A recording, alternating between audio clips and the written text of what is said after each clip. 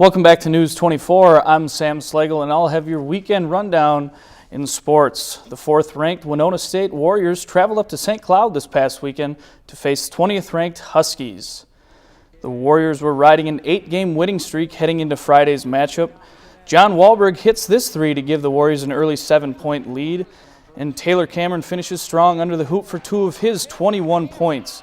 Clayton Vetty gets the and one call here after the strong finish for two of his 21 points. And Xavier Humphrey hits that three to give the Warriors a 51-41 lead. And Clayton Vetty hits a rare three-pointer. Winona State went on to win 84-74. Taylor Cameron had 21 points and 6 rebounds. The Warriors traveled to St. Paul Saturday to face Concordia St. Paul. John Wahlberg gives the Warriors a 23-12 lead with this shot. Clayton Vetty gets the and one call after the strong finish he had 20 points for the Warriors, and the big man Joel Armstrong knocks down this shot for 3 of his 10 points.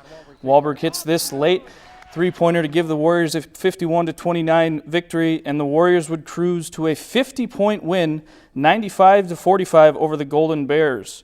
Wahlberg led the team with 22 points. The 50-point win was the largest victory margin since 2008. The Warrior women traveled to St. Cloud Friday, trying to make it 3 wins in a row. This was the second meeting between these two teams this season. Mariana Dulas got the Warriors started with this shot that gave them a 12-9 lead. Katie Zepsik pulled the Warriors within 2 after this bucket, and Dulas put the Warriors back on top after this jump shot. The Warriors took this one down to the wire as Michelle McDonald makes it a 1-point game, and here she makes it a 3-point game, 54-51. However, the comeback attempt came up short as they lost 59-53. McDonald had 21 points and 10 rebounds for the Warriors. The Warriors look to rebound Saturday afternoon against Concordia St. Paul. Michelle Tobin knocks this mid-range jumper for 2 of her 7 points. Becca Friesleben hits this first-half three-pointer, and Katie Wolf pulls the Warriors within 2 late in the first half. Michelle Tobin makes this layup and gets the and one call to give the Warriors a 27-26 halftime lead.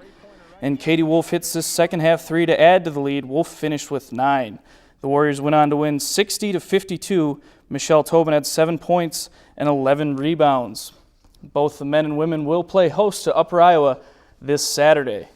Now we move across town where the SMU Cardinal men played host to McAllister College this past Saturday.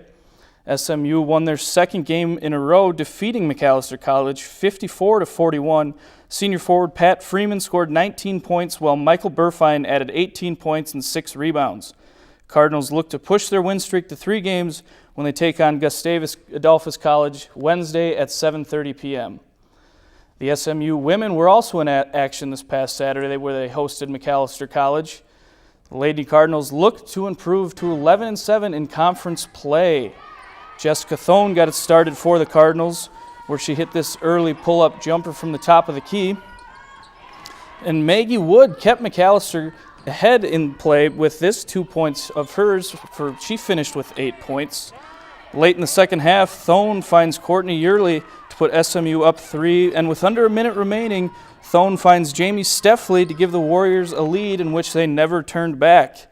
SMU would hold on to win 57-52. Jessica Thone led the way with 20 points. The St. Mary's men's hockey team had a couple of 3-2 losses over the weekend.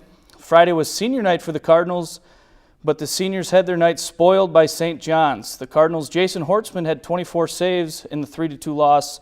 Saturday produced a similar 3-2 loss for the Cardinals. The Cardinals scored 2 third-period goals, but the Johnnies came away with the victory. SMU will be back in action this weekend against Gustavus. The St. Mary's women's hockey team traveled to St. Cloud to take on the College of St. Benedict. The Cardinals tried to come back from a 3-goal deficit after they scored 2 late second-period goals, but the Bennies were able to hold on for a 3-2 win. Saturday was a different story. The Cardinals scored the game's only goal late in the first period, and they were able to hold on for a 1-0 victory. The Cardinals will face off against Gustavus this weekend. That's it for sports. We'll be right back here on News 24.